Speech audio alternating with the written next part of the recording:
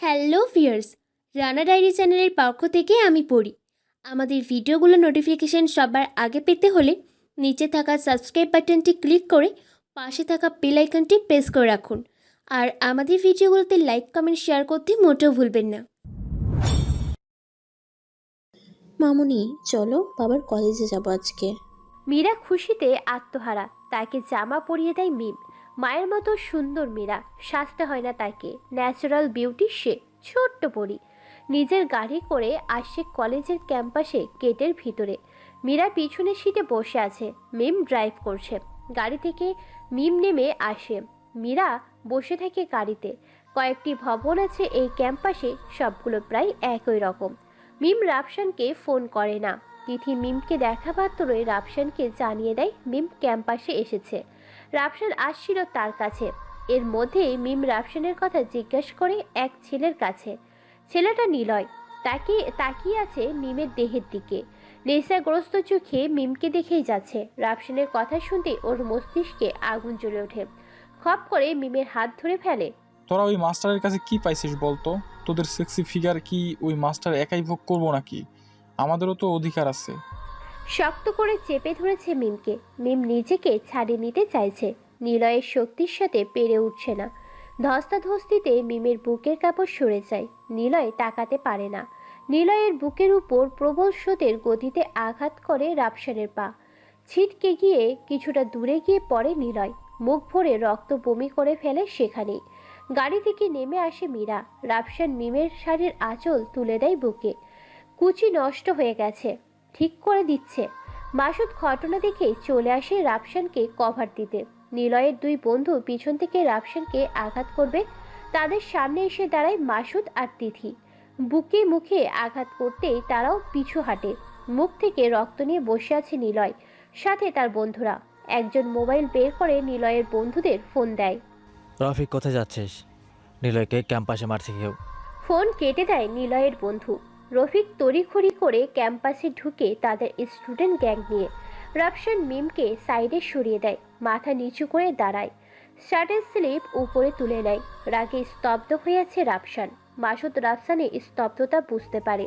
তিথিও বুঝতে পারে ভয়াবহ কিছু হবে তাদের সাথে। গেটের বাহিরে থেকে রফিক তার গ্যাং নিয়ে ক্যাম্পাসে ঢুকে রাফসানকে ঘিরে ধরে। রাফসানের ক্ষোভ নিলয়ের উপর। রফিক তার গ্যাং ধুলোয় মিশে যাবে রাফসানের হুঙ্কারে। ট্রেনিং প্রাপ্ত কলিং মিশন রাফসান। অন্তরে বিষাক্ত তেজ জ্বলে উঠলে নেভানোর জন্য বলি চড়াতে হয়। মিম গাড়ি নিয়ে আসে। সেই গাড়ির পিছনের সিটে নিচে রাফুর সে তারওয়াল বের করে নেয় হাতে। অদ্ভুতভাবে তাকিয়ে আছে ক্যাম্পাসের সবাই। জড়ো করেছে সবাই দূরত্ব বজায় রেখে। তিথিকে ইশারা করে রাফসান সরে দাঁড়াতে। মাসুদ রাফসানের বাধা হয়ে দাঁড়ায় না। রফিক হামলা করে তার গ্যাং নিয়ে। কিছু মুহূর্ত দাঁড়িয়ে থাকতে পারে না কেউ। গ্যাংয়ের সবাই আহত, হাত পা ক্ষতবিক্ষত হয়ে পড়ে আছে মাটিতে। রক্তমাখার তারোয়াল হাতে দাঁড়িয়ে আছে রাফসান। অবাক দৃষ্টিতে তাকিয়েছে ক্যাম্পাসের সবাই। মীরা হাতে তালি দিচ্ছে। বাবার কাছে নিজের অনেক গল্প শুনেছে সে। বাজে লোকদের কিভাবে সে শায়েস্তা করত, আজ দেখছে তাই হাতে তালি দিচ্ছে। নিলয়কে মীরা আগেও দেখেছে, বাজে লোক। মীরা রাফসানের দিকে তাকিয়ে বলল, বাবা, ওই তো বাজে লোকটা আমাকে নিয়ে গিয়েছিল, ভয় দেখিয়েছিল, ওই লোকটাকে পিটাও। সবার দৃষ্টি মীরার দিকে। ছোট্ট মেয়ে কতটা সাহসী তা দেখে অবাক মিম। বাবার রক্ত যে বইছে তার শরীরে। হঠাৎ পুলিশের আগমন। রাফসানের হাত থেকে তারওয়াল নিয়ে নেয় একজন। হাত করা পরিয়ে দেয় তাকে। আহত সবাইকে হাসপাতালে নিয়ে যাওয়া হচ্ছে তারা। রাফসানকে নিয়ে যাবে এখন। মিমের সামনে এসে দাঁড়ায় রাফসান। ভালোবাসি তোকে, তোর অপমান সহ্য হবে না আমার। তোর জন্য কারো জীবন নিতে দিতে হবে না, জীবন দিব না। কেননা আমি জীবন দিলে তোকে কে ভালোবাসবে রে পাগলি? চিন্তা করিস না, তিতির সাথে যাস, আমি আসছি কিছু সময় পরে। মীরার খেয়াল রাখিস। পুলিশের সঙ্গে যাচ্ছে রাফসান, পিছু নিয়েছে মাসুদ। নীরয় বসে আছে রক্তাক্ত মুখে। রুবি এসে তার পাশে বসে, ফিসফিস করে বলে, যার জন্য তোকে আজ পুরো ক্যাম্পাসের সকলের কাছে মাথা নত করতে হয়েছে, তাকে জীবিত রেখে লাভ কি? চল তাকে এই দুনিয়া থেকে সরিয়ে ফেলি। নীলয় চুপ করে বসে আছে। রুবি আবার বলে, তোর এ অপমানের প্রতিশোধ নিতে হবে। ছেলেটা কে? কি তার পরিচয় জানতে হবে। ধুর নিলয়, তুই কি ভাবছিস রাফসানের ব্যাকগ্রাউন্ড আছে? হ্যাঁ, রাফসান স্যার কোনো সাধারণ মানুষ হতে পারে না। তার ফাইটিং স্কিল দেখেছিস? একজন গ্যাংস্টার। ভাই, তুই কি ভয় পাচ্ছিস? ভয় আর আমি? তাহলে মিমকে সরিয়ে ফেলি। তোর লাভ কি মিমকে মেরে ফেলে? আমার সব কিছু তোকে কৈফত দিতে পারবো না। তুই শুধু আমার কাজ করবি, বিনিময়ে তোকে আন্ডারওয়ার্ল্ডের সবচেয়ে পাওয়ারফুল গ্যাংয়ের সাথে পরিচয় করিয়ে দিব, সাথে কজও দিব। হা হা হা। তোর সাথে যদি আন্ডারওয়ার্ল্ডের সম্পর্ক থাকে তাহলে তুই আমাকে বলছিস কেন মিমকে মারার কথা? অপমানের ক্ষোভে তুই তাকে ভয়ঙ্কর মৃত্যু দিতে পারবি, আর মিম যতটা কষ্ট পাবে ততটা সুখী আমি হব। মিমের মৃত্যুর সাথে তোর সুখের কানেকশন কি? তুই আমার কাজ করবি নাকি? মিমকে তো আমি আলাদাভাবে দেখে নিব। আগের আফসানের ব্যাকগ্রাউন্ড। তোর যা খুশি কর, কাপুরুষ একটা। রুবি উঠে চলে যায়। নিলয়ের শরীরে আগুন জ্বলছে। রুবির শেষ কথা কাপুরুষ শব্দটা ইগো হাট করে। মনে মনে প্রতিজ্ঞা করে, মিমের শেষ নিঃশ্বাস ত্যাগ করার পরেই রাফসানের কথা ভাববো। ওদের বাঁচতে দেওয়া যাবে না। বাঁ হাতের তালু দিয়ে মুখে রক্ত মুছে নিলয়। রাফসানকে থানায় নিয়ে আসা হয়। সাব ইন্সপেক্টর আহাসান তাকে একটা কাঠের চেয়ারে বসিয়ে নিজের রুমে চলে আসে। কনস্টেবল রাফসানের নামে এফআইআর লিখছে। সেই মুহূর্তে থানা কাঁপিয়ে হর্ন বাজিয়ে থানাকে ঘেরাও করে 10টি কালো গাড়ি। 3 জন উকিল রাফসানের জামিননামা নিয়ে হাজির। উকিলদের পিছেই মাসুদ। রাফসান মাসুদের দিকে তাকিয়ে আছে, ঠোঁটে তৃষ্ণা পেয়েছে। মাসুদের পকেট থেকে সিগারেট নিয়ে আগুন জ্বালায় রাফসান। সিগারেটের নিকোটিনে বদলে গাঁজার পাতা ভরা ছিল। ধোঁয়া ছড়াতে সমস্ত থানায় গন্ধে ঝাঁঝালো হয়ে ওঠে। সাব ইন্সপেক্টর আহাসান গন্ধের উপস্থিতি টের পেয়ে বেরিয়ে আসে। রাফসান সিগারেটের দম ফেলছে। পিছনে 3 জন উকিল দাঁড়িয়ে আছে। কয়েকজন ক্যাডার বাহিরে বন্দুক হাতে দাঁড়িয়ে আছে। আহাসান সাহেব উকিলদের চিনতেন। এরা ব্ল্যাক ড্রাগনের পার্মানেন্ট উকিল। কি ব্যাপার আপনারা এখানে? উকিলদের উদ্দেশ্যে কথাটা বললেন আহাসান সাহেব। তাদের মধ্যে একজন রাফসানের জামিননামা বের করে আহাসান সাহেবের হাতে দেন। আহাসান সাহেব বললেন, কার জামিননামা এটা? হাতের ইশারা দিয়ে রাফসানকে দেখিয়ে দেয় তারা। আহাসান সাহেব কাগজটা হাতে নিয়ে দেখতে থাকেন। হঠাৎ চোখ দুটো বড় বড় হয়ে যায় তার। রাফু নামটাতে আটকে যায়। কনস্টেবলের হাত থেকে এফআইআর নিয়ে ছিঁড়ে ফেলে নিজেই। সরি স্যার, ভুল হয়ে গেছে। রাফসান উঠে দাঁড়ায়, সিগারেট নিচে ফেলে পা দিয়ে পিষে দেয়। হাত করা খুলে দেয় আহাসান সাহেব নিজেই। রাফসান চুপচাপ বেরিয়ে আসে থানা থেকে। থানা থেকে বের হতে গাড়ি থেকে একজন ক্যাডার ফোন হাতে, বস, বড় স্যার লাইনে আছে। বড় স্যার রাফসানের বাবা। রাফসান ফোন নেয় তার কাছ থেকে। কেমন আছো বাবা? তুই কেমন আছিস রাফু? অন্ধকার জগৎ ছেড়ে ভালোই আছি। তুই ভালো থাকলেই আমরা ভালো থাকা। এতটুকুই? বৌমা আর নাতনিকে দেখতে ইচ্ছে করছিল খুব।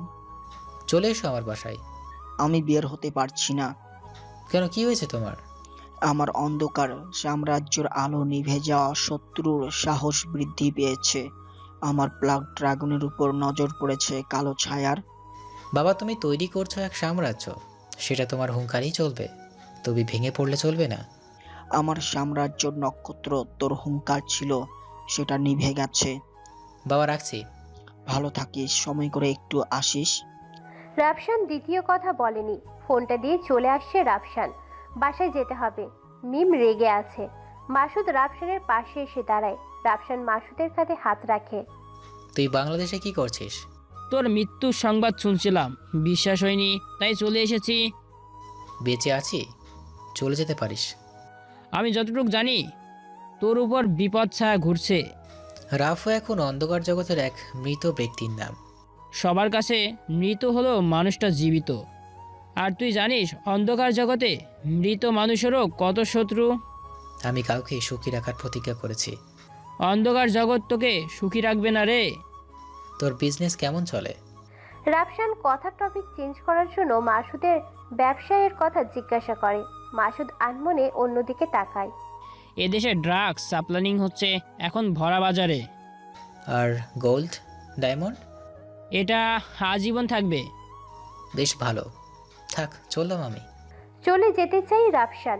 পিছন থেকে মাসুদ বলে ওঠে, তোর সাম্রাজ্য ড্রাগসের আমদানি হচ্ছে, তুই কিছু করবি না? আমার সাম্রাজ্য ওটা নেই এখন। আমার সাম্রাজ্য মিম, মীরা। চলে যায় রাফসান। মাসুদ দাঁড়িয়ে থাকে। বাসায় ফিরে রাফসান। মিম বসে আছে বিছানার উপরে। মীরার সাথে তিথি খেলছে। রাফসানকে দেখেই মীরা দৌড়ে আসে তার কাছে। মীরার কপালে চুমু খেয়ে বাথরুমে ঢুকে রাফসান। রাফসান ফ্রেশ হয়ে মিমের সামনে আসছে অপরাধী হয়ে। তিথি মীরাকে নিয়ে অন্য রুমে চলে আসে। তিথি পরিস্থিতি বোঝে, এমন জায়গায় মীরাকে না রাখাই ভালো। মিম রাগি চোখে তাকিয়ে আছে। রাফসান নির্বাক হয়ে দেখছে। রাগ কান্না মিশ্রিত মায়াভরা চেহারা। আজ ঠোঁটের নিচে তিলটা ছুঁয়ে দিতে মন চাইছে, কিন্তু কিছু ঘটে যাওয়ার ঘটনা রাফসানকে ছোট করেছে। মিমের সাথে ঘটনায় মিম বুঝতে পারে তাকে কতটা চায় রাফসান। মিম বিছানার উপরে দাঁড়ায়। রাফসান মাথা নিচু করে আছে। হাত দিয়ে রাফসানের মাথাটা তুলে আলতো করে স্পর্শ করে রাফসানের ঠোঁটকে। পৃথিবী শান্ত হয়ে গেছে। চারপাশে সবকিছু নিস্তব্ধ। কোলে তুলে নেয় মিমকে। এ যেন এক সুখের সাগরের সৃষ্টি। মীরা ঘুমিয়ে গেছে। তিথি এসে দাঁড়ায় রাফসানের দরজার সামনে। আকাঙ্ক্ষা জাগে মনে। আমিও তো ভালোবাসি, আমার প্রাপ্য ভালোবাসাটা তার ভালোবাসার মানুষকে দিচ্ছে। সে সুখী, আমিও সুখী। ভালোবাসার মানুষরা সুখে থাক। অনেকক্ষণ হয়েছে দরজার সামনে দাঁড়িয়ে থাকছে। আর সহ্য হচ্ছে না তিথির। চোখ বুঝে পিছিয়ে যায় সে। রুম থেকে বেরিয়ে ছাদে আসে সে। সাদা মেঘের আড়ালে সূর্য উকি ঝুঁকি মারছে। রোদের উত্তাপ নেই এখন। ছাদের এক কোণায় বসে পড়ে সে, পা দুটো ঝুলিয়ে। ছোট ছোট পাথর পাশেই ছিল, হাতে নিয়ে ছুঁড়ে মারছে পাশের ফাঁকা জমির দিকে। মনটা খা খা করছে। একটু জলের প্রয়োজন। যার কাছে চাইবে সেই অন্য কাউকে সাপ্লাই দিচ্ছে। সে শুকিয়ে আছে। তিথি নিজেকে সবসময় শক্ত রাখে, দুর্বল হতে দেয় না। নিয়তির খেলা সব। যাকে ভালোবাসি তার সুখী কামনায় নিজেকে উৎসর্গ করে দিয়েছি। এই তো ভালোবাসার প্রতিদান। আমার ভালোবাসার শেষ চুম্বন রাতের ঘোর অন্ধকারের স্বপ্নের তরে সীমাবদ্ধ থাকে। আমি সেটুকুতেই সন্তুষ্ট। আমার স্বপ্ন দেখা অধিকার আছে। ভালোবাসার মানুষটার পাশে থেকে তাকে রক্ষা করার সাহস আছে। আমি দুর্বল নই। আমি আমার ভালোবাসা রক্ষা করেছি। ভালোবাসার মানুষটার ভালোবাসা রক্ষা করেছি। তাকে নিজের করে না পেয়েও অনেক বেশি কিছু পেয়েছি। হাতের পাথরগুলো শেষ। আবার মুঠো ভরে নেয় পাথরে। এবার শূন্যের দিকে ছুটছে। নিজের কাছেই ফিরে আসে। মোবাইলের রিং বাজে তিথির। মিম ফোন করেছে, বাসায় যেতে হবে। তিথি ফোন রিসিভ না করে বাসায় চলে রুমে চলে আসে। মিম মাত্র বাথরুম থেকে বেরিয়েছে। রাফসান এখনো বাথরুমে। তিথিকে দেখে মিম বলল, তিথি, তোমার কি কষ্ট হচ্ছে এখানে? না ভাবি, কষ্ট হবে কেন? মীরার সাথে ভালোই লাগছে। পাশেই যাচ্ছ কখন? মিমের এই কথা যেন তিথির বুক ছেদ করে বের হয়ে গেছে। রাফসানের থেকে দূরে যাওয়ার ভয়। এই তো ভাবি, চলে যাব। এমন সময় রাফসান বাথরুম থেকে বেরিয়ে আসে। কোথাও যাওয়ার দরকার নেই তিথি। তুমি মিম, মীরার সাথেই থাকবে বাসায়। তিথির চোখ ছলছল করছে। কিছু বলতে পারছে না মুখ ফুটে। দাঁড়িয়ে গিয়ে রাফসানকে জড়িয়ে ধরতে ইচ্ছে করছে তার। শক্ত করে চেপে ধরে বলতে ইচ্ছে করছে, রাফসান ভাই, আপনাকে ছেড়ে কোথাও যেতে ইচ্ছে করে না। কিন্তু পরিস্থিতি ভিন্ন। তিথি কিছু বলতে পারছে না। মিম বলল, হ্যাঁ, তাহলে তো ভালোই হয়। মীরা কাউকে পাবে খেলার জন্য। আমারও কথা বলার মানুষ হবে একজন। কি বলো তিথি, থাকবে তো? তিথি চুপ ছিল কতক্ষণ। মুখ ফুটে কিছু না বলতে পারায় মিম আবার বলল, স্বামী রাগ করবে নাকি? বিয়েই করিনি, স্বামী আসবে কোথা থেকে? দ্রুত গতিতে জবাব দিল তিথি। মিম বলল, বিয়ে করনি কেন? কাউকে ভালোবাসি। ও মা, বলো কি? হ্যাঁ ভাবি। তা সে কে? আছে কেউ। বলা যাবে না? না ভাবি, বলা যাবে না। কেন বলা যাবে না? আমি তার নাম বললে তার ক্ষতি হবে। চাই না তার ক্ষতি হোক। তা তুমি যে তাকে ভালোবাসো সে কি জানে? না ভাবি, ভালোবাসার ইজহার করিনি কখনো। তাহলে কেমন হলো বলো? যদি ভালোবাসো বলেই ফেলো তাকে। আমি ভালোবাসার জন্য ভালোবেসেছি, সেটা প্রকাশ করার বাধ্যবাধকতা নেই। বাহ, ওয়ান সাইড লাভ। হ্যাঁ ভাবি, মাঝে মাঝে তার বুকের ঘ্রাণ পাই। হাতের স্পর্শ আমার বুক ছুঁয়ে যায়। বাধা দিইনি কখনো, ভালোবেসেছিলাম তখনও। তুমি অদ্ভুত। তিথি তাচ্ছিল্যের হাসি হাসে, মিমের কথার উত্তর দেয়নি। সে চলে আসে মীরার কাছে। মিম রাফসান এক রুমে। শাড়ি পরেছে মিম, কোমরে কাপড়ের আঁচল বেঁধে রাফসানের সামনে দাঁড়িয়ে এসে ড্যাব ড্যাব চোখে রাফসানের দিকে তাকিয়ে বলল, এই যে নবাবজাদা, কাজকর্ম তো সব ছেড়ে বসে আছো, সব কাজটা আমাকেই করতে হয়। বিয়ের আগে তো কত কথাই বলতে, এখন ঘোড়ার ডিম দেখাচ্ছ শুধু। আমি কি করলাম? কাচুমাচু করছে রাফসান। সে বুঝতে পারে গত কয়েকদিনের ঘটনার প্রতিশোধ মিম নেবে। প্রথমে মধুর শাস্তি দিয়ে পরে তিতো করালার জুস খাওয়াবে। ভয়ে তার হৃৎপিণ্ড কেঁপে উঠেছে। ওলে আমার বাবুটা কিছু করেনি বুঝি? রাফসানের হৃৎপিণ্ড ধুকপুক ধুকপুক করছে। মিম তাকে দিয়ে কি কি করায় সেটাই ভাবছে। এই যে এই এই কি ভাবছো এমন করে? মিমের প্রতিটা কথা এখন তার মস্তিষ্ক ছেদ করে বেরিয়ে যায়। রাফসান মিমের কোমর জড়িয়ে ধরে। বাবুটা তুমি কত কিউট, এমনভাবে বলছো কেন? মিম মীরার খেলনা লাঠি হাতে নিয়ে রাফসানের হাতে ছোট্ট ছোট্ট আঘাত করছে। হাত সরাও বলছি। সরাবো না। কি করবে? কি করব দেখবে ভেবেছো তুমি মাস্তান তাই রেহাই পেয়ে যাবে? অসম্ভব, হাত সরাও। তড়ি ঘড়ি করে রাফসান মিমের কোমর থেকে হাত সরিয়ে নেয়। কাচুমাচু করছে। চাইলেই জোর করতে পারে মিমের সাথে, তাহলে বিপরীতে আরও ঝামেলায় পড়তে হবে তাকে।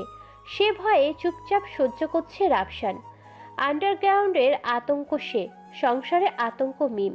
ভয় না পেয়ে উপায় নেই। এই উঠে দাঁড়াও। বসা থেকে উঠে দাঁড়ায় রাফসান। চলো এখন আমার সাথে। কোথায় যাব সোনাটা? চলতে বলছি চলবে, কোনো কথা নেই। হুম। মিম রাফসানকে নিয়ে রান্নাঘরে ঢুকিয়ে দেয়। আজকে সকল রান্না তুমিই করবে, থালা বাসন সবগুলো সুন্দর করে ধুয়ে সাজিয়ে রাখবে, এগুলো শেষ হলে ঘর মুছবে। কি? চিৎকার করে ওঠে রাফসান। মিমের হাতের লাঠিটা রাফসানের দিকে তাক করে বলল, জি জনাব, এগুলো করেন নয়তো বুঝবেন মিম কী জিনিস। রাফসানের মুখে কালো ছায়া ভর করেছে। বিড়বিড় করে বলছে, টাইনি একটা। এই যে মিস্টার, আমি কিন্তু সব শুনতে পাচ্ছি। না না, আমি তোমাকে কিছু বলিনি, তুমি তো আমার সোনা বউটা। কাজ করো। নাক ছিটকে চলে যায় মিম। রাফসান কাজে মন দেয়। কাজ না শেষ হলে কপালে দুর্ভোগ আছে। নিজের রুমে আটকে বসে আছে রুবি। আকবর হোসেন রাফুর মৃত্যুর পরে নিজের সাম্রাজ্য আরও মজবুত করে নিয়েছিলেন। অন্ধকার জগৎ রাফুর মৃত্যুর সংবাদে আকবরের সাথে হাত মিলিয়েছে। অনেকে বিশ্বাস করে রাফু বেঁচে আছে, তাই আকবরের সাথে হাত মেলায়নি। আকবর তার মেয়েকে বাকি সব কিছুর চাইতে মূল্যায়ন করে বেশি। মেয়ের এমন পরিবর্তন তার কাছে চিন্তার বিষয় হয়ে দাঁড়িয়েছে। সে তার মেয়ের গুপ্ত দেহরক্ষী সুমনকে ডাকে। সুমন নিলয়ের বন্ধু। রুবির সব কিছু জেনেছে। আকবর হোসেনের সামনে দাঁড়িয়ে আছে সুমন। মাথা নিচু করে বলে, বস, আপনার মেয়ে একজনকে ভালোবাসে, তাকে পাওয়ার জন্য মনমরা হয়ে বসে থাকে সব সময়। আপনাকে বলছে না কারণ আপনি পিতা, তার আবদার আপনি ফেলবেন না, কিন্তু সে তার ভালোবাসা আদায় করে নিতে চাচ্ছে। কিন্তু সমস্যা হলো। চুপ হয়ে যায় সুমন। আকবর হোসেন দাঁড়িয়ে গেল। রাগান্বিত চোখে বললেন, সমস্যা কি? আমার মেয়ে কাউকে পছন্দ করেছে, তার কোনো সমস্যা থাকতে পারে না। যা সমস্যা আছে দূর করে দেব আমি। ছেলেটা বিবাহিত। আকবর হোসেন স্তব্ধ হয়ে গেছে। শেষমেশে তার মেয়ে একজন বিবাহিত ছেলের মোহে আকৃষ্ট হয়েছে। ভাবনায় পড়ে গেলেন আকবর হোসেন। সুমন বলল, বস, রুবি ম্যাডাম সেই মেয়েকে হত্যা করার কথা ভাবছি, তার ভালোবাসা আদায় করার জন্য। চিৎকার দিয়ে ওঠে আকবর হোসেন। পুরো বিল্ডিং কেঁপে ওঠে। পরক্ষণে শান্ত হয়ে ওঠে সে। নীরব কণ্ঠে বলল, তাকে তুলে নিয়ে আয়, ভয় দেখা। সে ছেলেকে যেন ডিভোর্স দে, যত টাকা চাই দিয়ে দে, তবুও যেন সে ছেলেকে ডিভোর্স দে। আর যদি এসব করতে না চায় তাহলে পৃথিবীর সবচেয়ে নিকৃষ্টতম মৃত্যু তার কপালে লিখে দে। জি বস। চলে আসে সুমন। নিজের হাতে পেয়েছে জন 50-এর পাওয়ার। একটু ক্ষমতাতে এসেছে। কোনোভাবে মিমের ছবি সংগ্রহ করে সুমন। নিলয়কে এই বিষয়ে অবগত করলে সে বলে, মাস্টারের পরিবার নিস্তেজ করব আমি। তার জন্য আমার ক্যাম্পাসের সকল আতঙ্ক ধুলোয় মিশে গেছে। আমি তার পরিবারকেই মুছে দিব। ক্রোধে নিলয়ের বিবেক বুদ্ধি শেষ করে ফেলেছে। সুমন তার মালিকের হুমকির গোলাম। মালিক যা বলেছে তাই করবে। বন্ধুকে শুধু ইনফর্ম করেছে সুমন নিলয় 2 ভাগে ভাগ হয়ে গেছে। একজনের উদ্দেশ্য মাস্টারের পরিবারে শেষ করে ফেলা, অন্যজনের উদ্দেশ্য শুধু ধমকানো। আকবর হোসেন শুধু শুধু একটা নিরীহ মানুষের জীবন নিতে চায় না, তার জন্যই ওয়ার্নিং করতে বলা হয়েছে, নতুবা কেস ক্লোজড। সুমনের আগে মাস্টারের স্ত্রীকে তুলতে হবে সেই প্রতিজ্ঞা করে নিলয়। ব্ল্যাক ড্রাগনের বোর্ড মিটিং চলছে, আকবর হোসেন আসছেন পিছন থেকে। আন্ডারগ্রাউন্ডে তার রাজত্ব কম নয় এখন। সেই সব ছোট্টখাটো গ্যাংরা ছিল সবাই আকবর হোসেনের গ্যাং যোগ করেছে। সুগঠন দেহরক্ষী আকবর হোসেনের চারপাশে সবকিছু ঠেলে ভিতরে প্রবেশ করে আকবর হোসেন। সামনের মোলায়েম চেয়ারে বসে আছে শহীদ হাসান। তোর কি চুলকানি উঠেছে মরণের? আমার ব্যবসায় হাত ঢুকাস কেন? হাত কাটটা ফালা মুশাহিদা। রাফুর মরণের পরে তোর তেজ এখনও কমে নাই দেখছি। তোর পোলারা আমার উত্তরা ব্যবসায় হাত দিছে। ভালোই ভালোই ছাইরা দে শাহিদ, এখনও সময় আছে। কথাগুলো বলছে আকবর হোসেন। শহীদ হাসান তাকিয়ে আছে, বলছে, তোর ব্যবসা নিরীহ মানুষের জীবন যাচ্ছে। বোমা বাজার এ দেশে চলবে না। সেদিন তোর কারখানা থেকে বোমা বিস্ফোরণে 13 শিশু জ্বলে মরেছে, যার জন্য আমার ছেলে পুলে তোর কারখানা গুড়িয়ে দিয়েছে।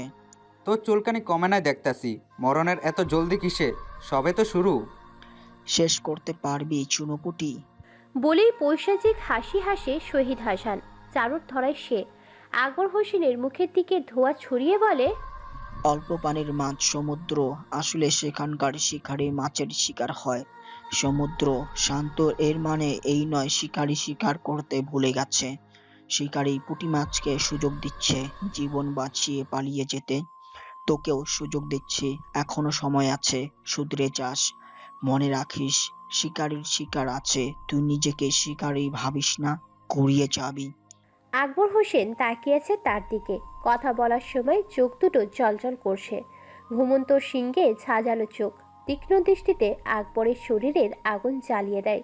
ভিতরে কেঁপে ওঠে সে। তার মুখের মধ্যে ধোঁয়া ছেড়ে বেরিয়ে আসে শহীদ হাসান। আকবরের পাওয়ার নেই শহীদ হাসানের শরীরে ফুলের টোকাও দেওয়ার। মাথা নিচু হয়ে গেছে আকবরের। শহীদ হাসান নিচে নামছে, আকবর হোসেনও তার পাশে পাশে নেমে আগে গিয়ে গাড়িতে ওঠে। শহীদ হাসান নিজের গাড়িতে ওঠার আগ মুহূর্তে এক নিয়ন্ত্রণ হারানো ট্রাক এসে আঘাত করে শহীদ হাসানের গাড়িকে। দেহরক্ষী তাকে ধাক্কা দিয়ে গিয়ে নিজেই মারা যায়। বেঁচে যায় শহীদ। মাথা ফেটে গেছে, হাতের কুনুই থেকে রক্ত বের হচ্ছে।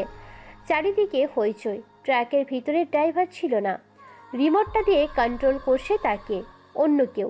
হাসপাতালে নেওয়া হয় তাকে। খবর পৌঁছে যায় রাফসানের কানে।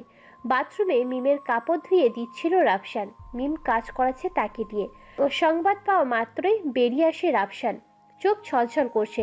দ্রুত গেঞ্জি চেঞ্জ করে নেয় সে। বিছানার নিচ থেকে 9mm বন্দুকটা কোমরে গুজে নেয়। মিম দেখেছে, তিথিও ছিল সামনে। বেরিয়ে আসতে চাইলে পথ আটকায় মিম। তিথিও পাশে দাঁড়ায়। বাবার অ্যাক্সিডেন্ট হয়েছে, কেউ তাকে মেরে ফেলার চেষ্টা করেছে, যেতে হবে আমার। রাফসানকে বাধা দেয়নি মিম। তিথি আটকায় তাকে। বস, আপনি যাচ্ছেন, মীরার কি হবে? আমি যাচ্ছি বসের খেয়াল রাখতে। মীরার যেমন রক্ষা করার দায়িত্ব আমার, ঠিক ততটাই আমার বাবার সুরক্ষা আমার উপর। কিন্তু কথা বলতে দেয়নি তিথিকে। রাফসান বলল, তোমার উপর ভরসা এখন। মীরার দায়িত্ব তোমার কাছে রেখে গেলাম কিছু সময়ের জন্য। তিথি কিছু বলল না। রাফসান দরজার বাহিরে বের হয়ে আবার ভিতরে প্রবেশ করে বলল, তিথি, আমি কি ভরসা করতে পারি? রাফসানের মনে কেমন যেন ভয় করতে লাগলো। তিথি জবাবে বলল, আমার সম্পূর্ণ চেষ্টা করব। রাফসান রুমের ভিতরে ঢুকে মীরাকে কোলে নেয়। ফ্রিজ থেকে চকলেট বের করে দেয় মীরাকে। মামনি, স্পেশালি তোমার জন্য এটা, সম্পূর্ণ খাবে। মীরাকে মিমের কোলে দিয়ে বেরিয়ে যায় রাফসান বাবার কাছে হাসপাতালে। সন্ধ্যা তখন। তিথি মীরার সাথে খেলা করছে, মিম তাদের পাশে বসে আছে। তখনই কলিং বেল বেজে ওঠে। অসময়ে কে আসলো বুঝতে পারছে না। তিথি উঠে গিয়ে দাঁড়ায় দরজার সামনে। দরজার মধ্যে ছিদ্র দিয়ে বাহিরে তাকায় তিথি। ডেলিভারি ম্যান আসছে। খাবার অর্ডার করেছিল মিম, সেটাই এসেছে। দরজা খুলতে ভারী রডের আঘাত তিথির মাথা নাড়িয়ে দেয়। দুলিয়ে ফ্লোরে পড়ে যায় সে। কপাল বেয়ে বিন্দু বিন্দু রক্ত গালের সাথে মিশে বয়ে চলেছে ফ্লোরে। টুপ টুপ রক্তের শব্দ তিথি কানকে ভ্রম করেছে। আস্তে আস্তে চোখ বুঝে আসে তিথি। জ্ঞান হারায় সে। সামনে দাঁড়িয়ে আছে সুমন, সাথে কয়েকজন ক্যাডার, হাতে বিভিন্ন দেশ থেকে আমদানি করা আর্মস। সাধারণ ক্যাডারদের এইসব অস্ত্র ব্যবহার করতে দেখা যায় না। তিথির মাথায় আঘাত করা ভারী বস্তুটাও দেশের বাইরে থেকে আনা। ইলেকট্রিসিটি উৎপাদনের ক্ষমতা সম্পূর্ণ অস্ত্র সেটা। মিম তাদের দেখে পালানোর চেষ্টা করেনি, মীরাকে আঁকড়ে রেখেছে। একবার তার মনে হয়েছে এক্ষুনি সব শেষ। মিমকে তুলে নেয় তারা, মীরাকেও নেয়। যাওয়ার সময় তিথির শরীরে ইলেকট্রিসিটির শক দেয় সুমন। নড়ে ওঠে সে, চলে যায় সুমন। চোখ ঝাপসা হয়ে আসছে। কোনো রকম রাফসানকে ফোন করে সে। কথা বলতে পারে না, ফোন করে জ্ঞান হারায়। ফোন রিসিভ করে রাফসান। যখন কারোর কোনো শব্দ শুনতে পায় না, চিন্তিত হয়ে ওঠে। পাগলের মতো ছুটে বাসায় চলে আসে। মিমকে নিয়ে একটা বাসার মধ্যে রাখা হয়, বিছানার উপর বসিয়ে। 7-8টি যুবক লালসার দৃষ্টিতে তাকিয়ে আছে মিমের দিকে। মীরার চোখে ভয়। অবলা নারীর সামনে পুরুষদের বিশ্বাস নাই। কখন যেন তারা নরপশুতে রূপান্তরিত হয়। পুরুষ মানেই আস্থা, পুরুষ মানেই ভয়। মিম এখন ভয় পাচ্ছে পুরুষদের, নিজের জন্য নয়, ছোট্ট মেয়েটার জন্য। হঠাৎ চোখে পড়ে মীরার জামার কোণে টপ টপ লালচে বাতির দিকে। ছোট্ট ট্রান্সমিটার। চোখ জলজল করে ওঠে মিমের। ভিতর থেকেই ফিস ফিস করে বলে ওঠে, সত্যি রাফু, তুমি থাকতে আমার ভয়ের কিছুই নেই। মিমের মনে সাহস পায়। সুমনের দিকে তাকিয়ে বলল, আপনারা কারা? আমাকে এখানে নিয়ে আসার কারণ কি? সব বুঝতে পারবে, একটু সময় আসুক। আমি কি করেছি? বললাম না, একটু অপেক্ষা করো। সুমনের কথা শেষ হতেই দরজা ঠেলে ভিতরে আসে রুবি। মিম তাকিয়েছে রুবির দিকে। ফর্সা চামড়া, আকৃষ্ট করা দেহ, ঠোঁটের কিনারা তিলটা জলজল করছে। পাতলা গেঞ্জিতে দেহের সৌন্দর্যের দিকে তাকিয়ে আছে মিম। রুবির সাথে মিমকে তুলনা করলে রুবির সৌন্দর্য এগিয়ে থাকবে। রুবি মিমের সামনে এসে দাঁড়ায়। মাস্টারকে ডিভোর্স দিতে কত নিবি? সোজা পয়েন্টে এসে কথা বলে রুবি। সরাসরি কথা বলা অভ্যাস তার। মিম বুঝতে পারেনি তার কথা। বুঝিনি, কি বললেন? তোর স্বামীকে ডিভোর্স দিবি? এটা শোনার পর মিম রীতিমতো চমকে ওঠে। কি বলে মেয়ে? আমার স্বামীকে ডিভোর্স দিব কেন? জানতে হবে। নরম কণ্ঠে বলল, আজব তো, আমার স্বামীকে ডিভোর্স দিব কেন?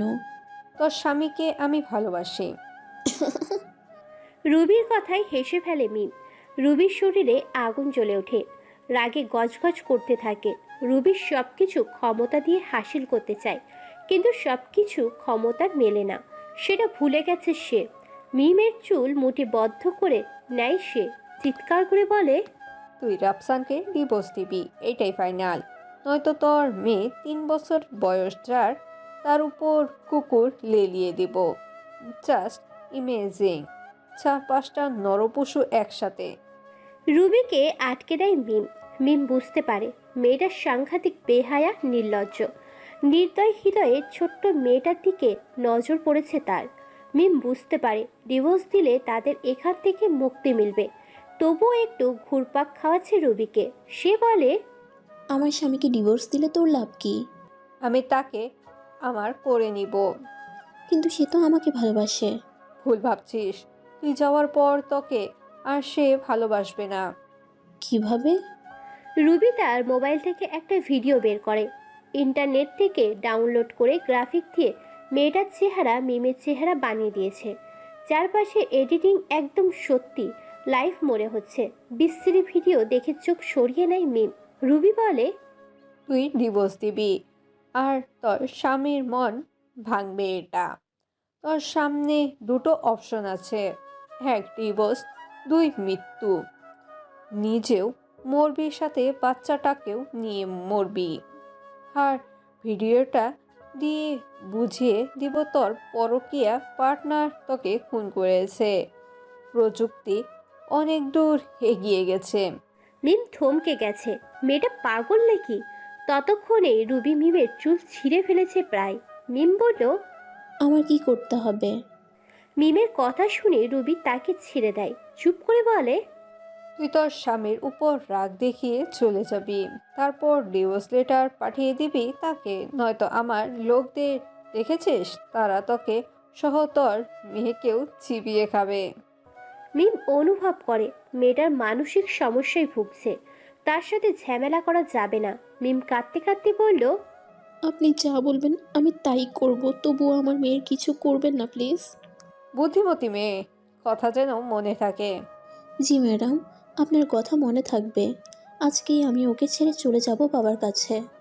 মিমের কথা শেষ হতেই মিমকে বেঁধে ফেলে সুমন। রুবি বলল, ম্যাডাম ওদের বাসায় রেখে আসি।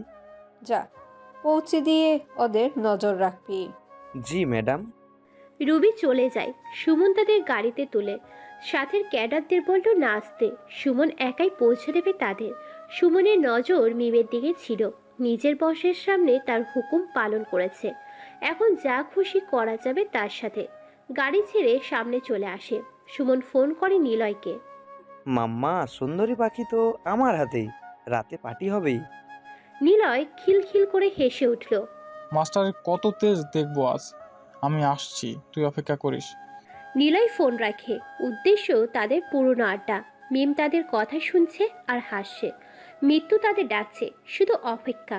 রাফসান বাসায় পৌঁছে দেখে তিথি আহত, জ্ঞান হারিয়ে পড়ে আছে ফ্লোরে। মিম মীরা নেই রুমে। দ্রুত অ্যাম্বুলেন্সে ফোন করে তিথিকে হাসপাতালে পাঠায়। তার সাথে প্রিন্সিপাল ছিল। রাফসানের চোখে আগুন জ্বলছে, লাল টুকটুকে হয়ে গেছে। রুমে ঢুকে সিক্রেট ক্যামেরা থেকে ভিডিও ফুটেজ বের করে রেখেছে সুমন। দেখা মাত্রই চিনে ফেলেছে সুমনকে। এর আগেও কয়েকবার নিলয়ের সাথে দেখেছে তাকে, কিন্তু তাদের হাতের অস্ত্রগুলো দেখে অবাক হয় রাফসান। এদেশের বাজারে এমন অস্ত্র খুঁজে পাওয়া মুশকিল। তড়িঘড়ি করে মীরা লোকেশন বের করে। ঘন্টার পথ, হাতে সময় নেই। নিজের আলমারি খুলতেই বেরিয়ে আসে কালো jacket with bullet proof, hand gloves, 9mm Russian made pistol দুটো। যে কারোর মুন্ডু থ্যাতলা হয়ে যাবে 20 মিটার রেঞ্জ শটে। নিজের প্রিয় তারওয়াল তৈরি হয়ে বের হয়ে যায় রাফসান। নিচেই বাইক রাখা, বাইকের উপর উঠে নিজের মুখটা কালো মুখোশে ঢেকে দেয়। বাইক নিয়ে রাস্তায় ট্রাফিকে পড়েছে সে। রাফসানের বাইক দেখে দুইজন চমকে ওঠে। আকবরকে ফোন করে সাথে সাথে। বস, রাভু জীবিত আছে। থমকে যায় আকবর। নিজের কানকে বিশ্বাস করতে পারছে না সে। এই দুইজন রাফুর নিজের লোক ছিল, বিশ্বাসঘাতক এখন। নিলয় মিমের বুকের কাপড় সরিয়ে নেয়। সুমন ভিডিও করছে মীরাকে সাইডে রেখে। নিলয়ের সাথে আরও কয়েকজন বন্ধু আছে। রফিক এসেছে, মীরা চোখ বুঝে আছে, দেখতে পাচ্ছে না এগুলো। মিমের ভয় করছে, উপরওয়ালাকে ডাকছে কে বলি। রফিকের নজর মীরার উপরে পড়েছে। দাঁত বের করে হেসে ফেলেছে রফিক। হাত বাড়ায় মীরার দিকে। হঠাৎ চিৎকার করে ওঠে রফিক। ডান হাত নেই তার, কাটা হাত মাটিতে পড়ে আছে। সামনেই দাঁড়িয়ে আছে কালো পোশাকে কেউ, মাথা নিচু হয়ে আছে, হাতে রক্ত ভেজা তরোয়াল তার তৃষ্ণা মেটাচ্ছে। মিম হেসে বলল, তোদের বাপ এসেছে, এবার হাত লাগা। পিছন থেকে কেউ একজন বলে উঠল, নিলয়, এ তো রাভু। সুমন বলে উঠল, রাফু মারা গেছে, নিজ চোখে ভিডিও দেখেছি। মিম খিলখিল করে হেসে দেয়। রফিক চিৎকার দিচ্ছে, কাটা হাতের যন্ত্রণায় ছটফট করছে। মীরার সাহসের সীমা নেই। অল্প বয়সী এসব ভয় পাচ্ছে না সে। চোখের পলক পড়ছে না, এক নজরে তাকিয়েছে রফিকের দিকে। নিলয় পিছু হাঁটে। মিমের বুকের কাপড় নিলয়ের হাতে। উঠে দাঁড়ায় মিম। মীরার কাছে এসে সাইডে চলে আসে। ওদের হাতে অস্ত্র নেই। পরিত্যক্ত গোডাউনে নষ্ট কাঠের টুকরো হাতে তুলে নেয় কয়েকজন। সামনে একজন আঘাত করতেই এসেছে রাফুকে। কাঠের টুকরো বরাবর তারওয়ালের আঘাতে দাঁড়িয়ে গেছে তারা। জ্যান্ত মানুষদের দুই টুকরো দেহ দুই দিকে পড়ে গেছে। কেঁপে ওঠে সবাই। একটু আগে এসে সবার চোখে লালসার নেশা লেগেছিল, সেখানে এখন মৃত্যুর ভয়। এক এক করে সবার দেহ থেকে অঙ্গগুলো আলাদা হতে থাকে। সুমন ছোটাছুটি করে পালিয়ে যাবার পারছে না। দরজার সামনে বসেই রাফু সবাইকে কোপাচ্ছে। চারিদিকে রক্ত ছড়াছড়ি। মিম মীরাকে নিয়ে আড়ালে সরে এসেছে। রক্তের বন্যা মীরার চোখকে নষ্ট করে দিবে। সবাই শুয়ে আছে রক্তাক্ত দেহ নিয়ে। কারো দেহে চোখ নেই, হাতের কবজি নেই, খণ্ড খণ্ড মাংসগুলো কুকুরের খাওয়া উপযোগী হয়ে আসছে। সুমন এগুলো দেখে দাঁড়িয়ে থাকতে পারেনি। সে জানে তার মৃত্যু নিশ্চিত, বের হবার জায়গা নেই, তার সহযোগী কেউ নেই। সবাই মৃত্যুর স্বাদ গ্রহণ করেছে। সময় এসেছে তার। দূর থেকে ভয়ানক মৃত্যু থেকে বাঁচার জন্য নিজের জীবন নিজেই নিয়ে নিয়েছে। পরিত্যক্ত কাঠ নিজের কণ্ঠনালী ভেদ করে দিয়েছে সে। করুণ দৃশ্য রাফসানের চোখে সান্ত্বনা দিয়েছে। বহুদিন পর রক্তের গোসল করেছে রাফু। মুখ থেকে মুখোশটা টেনে খুলে ফেলে সে। কতগুলো লাশ, চেনা মুখটা নেই এখানে। নিলয় প্রথমেই পালিয়েছে। গোডাউনের বাহিরে বের হয়ে নিজের সব কিছু খুলে ফেলে রাফু। প্যান্ট গেঞ্জি শরীরে তার, জ্যাকেট রোদে লাশের উপর রেখে দিয়েছে রাফু। পিস্তল আর তারওয়াল গাড়িতে নিয়ে এসেছে সে। কিছুক্ষণের মধ্যেই জ্যাকেটের টাইম বোম বিস্ফোরণ হবে। সমস্ত গোডাউন সহ লাশগুলো ধুলোয় মিশে যাবে। মিম রাফসানের দিকে তাকিয়ে একটু মুচকি হাসি দেওয়ার চেষ্টা করে। যেখানে অবস্থা মিশে আছে চোখে ভয় হারানোর। তাদের নিয়ে চলছে পুরনো জগতে, যে জগৎ কখনো কাউকে ভালো হতে দেয়নি।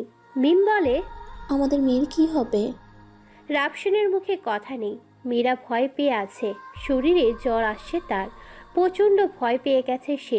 গভীর কণ্ঠে বলল সে, আমার অতীত কখনোই আমার পিছু ছাড়েনি, হয়তো ছাড়বে না।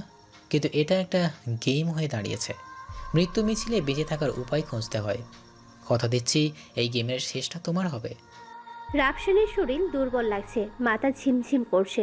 গাড়ি সাইড করে রেখে মিমকে ড্রাইভ করতে বলে সে। বিড়বিড় করে হাসপাতালে নিয়ে আসতে বলে।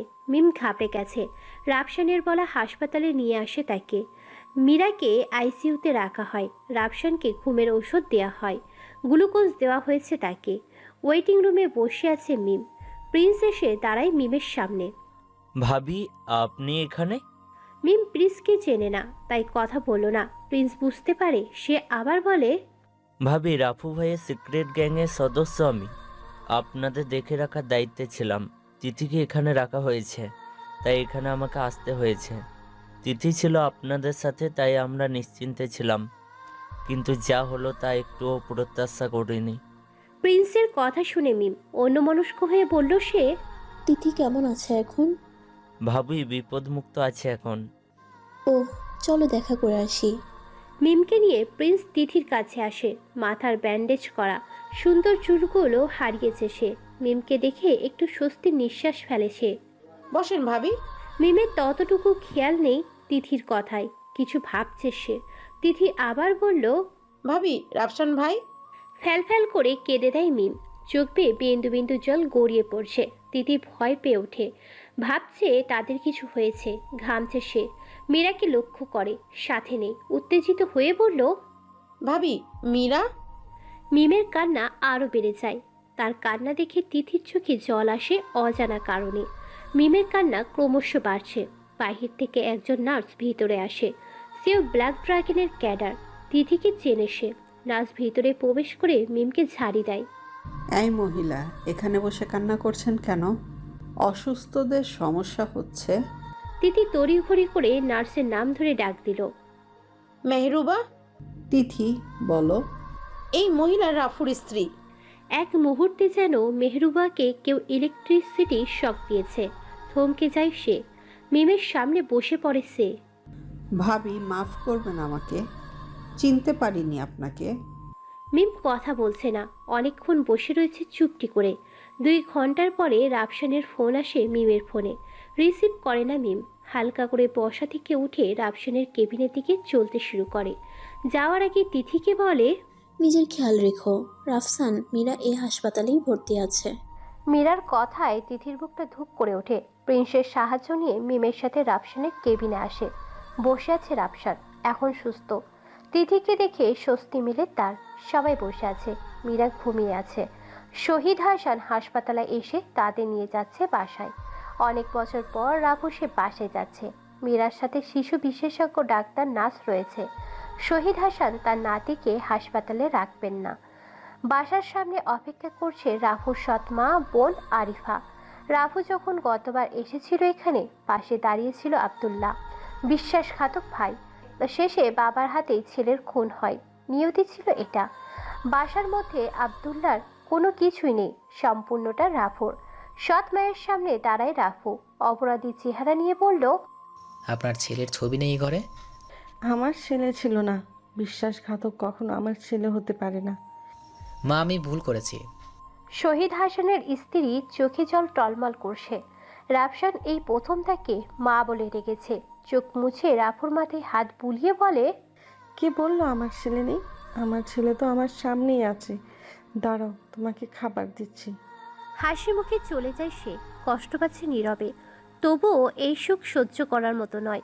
মিম তার মায়ের অভাব ভুলে গেছে এখানে এসে। মীরা পেয়েছে সুখের স্বর্গ। সময়গুলো ভালো কাটছে তাদের। তিথি এসে উঠেছে এখানে। রুবির মাথা পাগল হয়ে আসছে প্রায়। মিমের খোঁজ নেই। রাফসানকে আর পাচ্ছে না সে। খুঁজে যাচ্ছে তাদের। দুপুর পেরিয়ে বিকেল নামছে আকাশে। রুবির কাছে ফোন আসে। রাফসানকে দেখা গেছে শপিং মলে, সাথে একজন মেয়ে আর বাচ্চা। রুবির চোখ ছলছল করছে। শপিং মলের নাম চিনে নাই সে। মিম আর কি নিবে? মাত্রই তো আসলাম, দেখি তারপর যেটা ভালো লাগবে সেটাই নিব। 2 ঘন্টা হয়ে গেছে আসছি আমরা, এখনো তোমার দেখা শেষ হয়নি? পছন্দ হয়নি কিছু? কি বলো? মনে তো হলো 10 মিনিট হয়েছে আসছি। অর্ধেক মার্কেট এখনো দেখা হয়নি। চুড়ি দেখবো, শাড়ি দেখবো, নতুন কি কালেকশন আসছে সেগুলো দেখবো। আল্লাহ, তুমি আমারে রক্ষা করো। তুমিও বিরক্ত হচ্ছ রাফসান? যাও, করবো না শপিং। অভিমানী মুখটা ঘুরিয়ে নেয় অন্যদিকে।